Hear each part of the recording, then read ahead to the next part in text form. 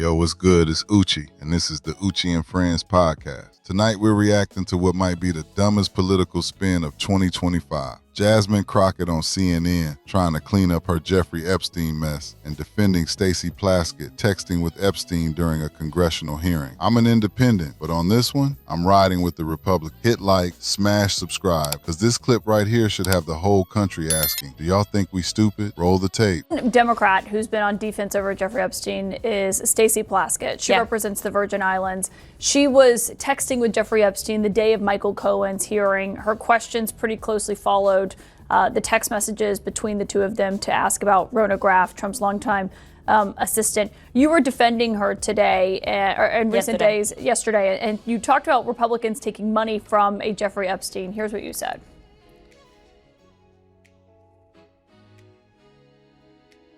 Who also took money from somebody named Jeffrey Epstein, as I had my team dig in very quickly. Mitt Romney, the NRCC, Lee Zeldin, George Bush, Win Red, McCain Palin, Rick Lazio.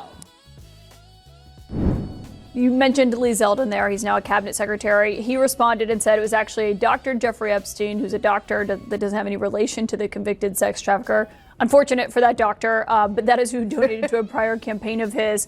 Do you want to correct the record on the people that Listen, I never said that it was that Jeffrey Epstein. All right, stop it right there. Jasmine says, I never said it was that Jeffrey Epstein. Sis, you literally told the country Republicans took money from Jeffrey Epstein, the disgraced financier. Then you start rattling off names like Mitt Romney, Lee Zeldin, Bush, McCain, Palin. The whole point was to smear them with that Epstein. You didn't drop Jeffrey Epstein on the House floor because you're fascinated with common last name. You did it because everybody's brain goes straight to the Epstein, sex trafficker, island, underage girl. And now on CNN, you want to play word games. Well, actually, I only said a Jeffrey Epstein. Unlike Republicans, I don't lie. That's not clever. That's gaslighting in HD. You can't say disgraced financier Jeffrey Epstein on the House floor, then come on CNN and act like you meant Jeffrey Epstein from down the block. We heard you the first time. Just so that people understand, when you make a donation, your picture is not there.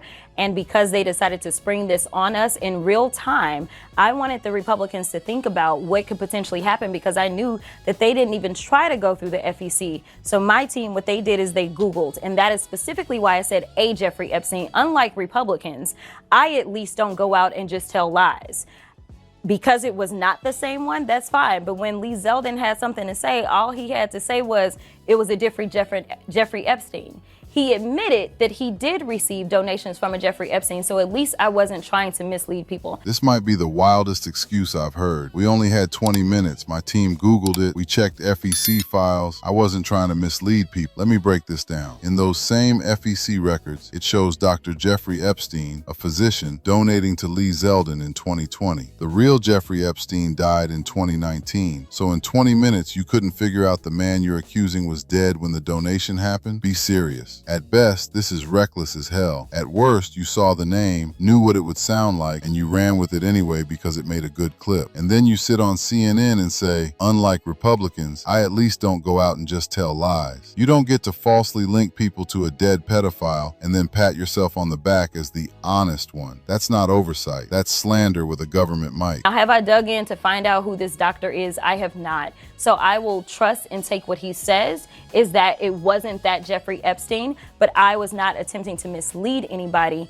I literally had maybe 20 minutes before I had to do that debate. Yeah, but people might see that and say, well, you're trying to make it sound like he took money from I did not know. A registered sex offender. No, but I literally did not know. When you search FEC files, and that's what I had my team to do, I texted them and I said, listen, we're going up. They are saying that she took donations. Right, but someone might say, well, your team should have done the homework to make sure it wasn't the convicted sex trafficker. Within 20 minutes, you could not find that out, not from just doing a quick So search why even on say FEC. that then? So number one, I made sure that I was clear that it was a Jeffrey Epstein, but I never said that it was specifically that Jeffrey Epstein, because I knew that we would need more time to really dig in. Well, Stacey Plaskett was texting the Jeffrey Epstein that we're all talking about. You voted against the censure for her to remove her from her committees. We pressed the minority leader, Hakeem Jeffries, on this last night. Maybe you don't think she should be removed from her committees. Correct. But why do so many Democrats seem unwilling to say it's inappropriate to be texting with a registered sex offender about what you're going to ask a witness at a congressional hearing? So I'm not going to necessarily say that that's the case. Now, this is somebody that was a former prosecutor. Now, I haven't sat down and talked about all the specifics of why Stacey was doing what she was doing. I know that when she got up and she spoke, she talked about the fact that this is one of her constituents. At the end of the day, what I know of prosecutors is that they are typically talking to co-defendants. They are typically talking to the people that have the best information. And what you had was the former attorney for the president that was sitting there. And honestly, we knew, or she knew, or at least Jeffrey Epstein presented that he was very cozy with the president. He had more information, registered sex offender or not. The bigger question is, why is it that the president was so cozy with a registered sex offender even after he ultimately ended up with some of his convictions? Now peep the pivot. CNN asks a simple question. Why are Democrats defending Stacey Plaskett texting with Jeffrey Epstein during a hearing?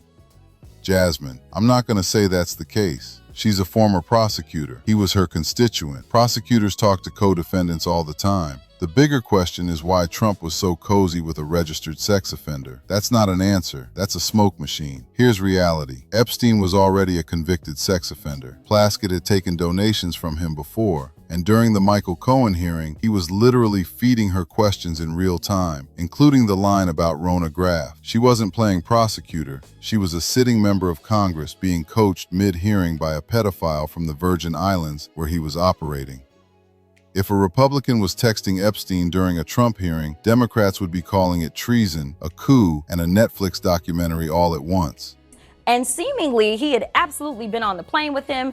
We know about the birthday card. The bigger question is, why is the president of the United States not the one that is in the hot seat for his relationship, instead of us saying, oh, you know what, we're going to take her off of her committee because he decided to text her. Stacey didn't initiate that chain. Jeffrey initiated that chain, and she took the information.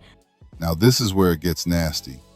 Jasmine tells CNN, Stacey didn't initiate that chain. Jeffrey initiated that chain and she took the information. But when you look at the released text transcript, it shows Plaskett texted Epstein first that morning, before the hearing even kicked off. He's complimenting her outfit, asking if she's chewing, then coaching her on what to ask.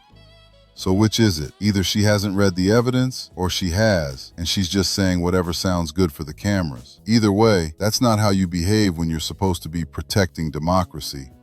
Democrats scream, protect the truth, while they're literally rewriting the group chat in real time.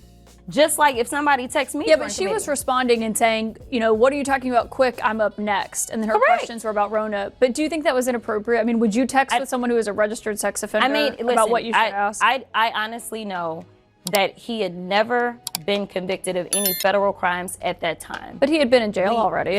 He had been got in a jail. plea deal. And my deal is this. The Republicans are constantly texting with a 34-count convicted felon. So if it's okay for them to text him at any point in time, then I'm not going to say that that's right or wrong, especially to the extent that you're talking about kicking someone off their committee.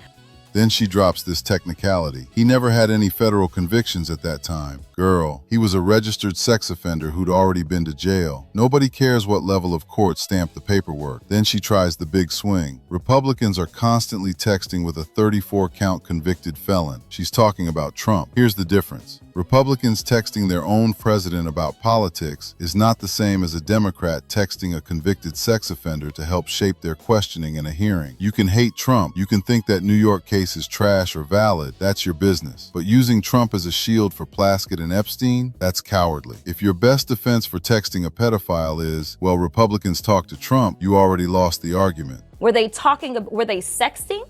Was it a matter of her being involved in the pedophilia? No, it was nothing like that. She was trying to understand. Let's say Jeffrey Epstein said, you know what? I have these pictures, these salacious pictures, because I know that the president got down and did these things. Do you think that it would be inappropriate for her to ask about those things if he said he had personal knowledge? I think the context matters, but obviously it seemed like he was helping her. But I do want to ask. Let me say this as clearly as I can. I'm not a Republican. I'm an independent. But if the choice is between one side screaming democracy, truth, protect women while lying about donors and downplaying cozy relationships with Epstein, and another side that at least isn't taking homework help from a sex offender during a hearing, on this issue, I'm leaning red. Because this ain't about left or right. It's about not being insane. You can't call yourself the party of believe women while you're running PR for politicians who text Jeffrey Epstein for tips. So here's my question for y'all. Do you think Jasmine Crockett really didn't know what she was doing when she said Jeffrey Epstein on the House floor? Do you buy her excuse that she only meant a Jeffrey Epstein? And are you okay with Plaskett texting Epstein mid-hearing as long as she's on your political team? Drop it in the comment. I'm reading everything. This is Oouchie. This is the Oouchie Friends Podcast. If you're tired of politicians gaslighting you on national TV, hit like, smash subscribe, and share this video so more people see what's really going on. I'll see y'all in the next one. 007 on the beat like James Bond. Super high on life, eyes low like Cheech and Chong. Footprint big on the groove, King Kong. All this fashion, how I match it, I'm on. So don't watch now, watch me show. So don't watch now, watch me show. 007 on the beat like James Bond. Super high on life, eyes low like Cheech and Chong. Footprint big on the groove, King Kong. All this fashion, how I match it, oh. So don't watch now, watch me show. So don't watch now, watch me show. Cool head, warm glow. Mission complete.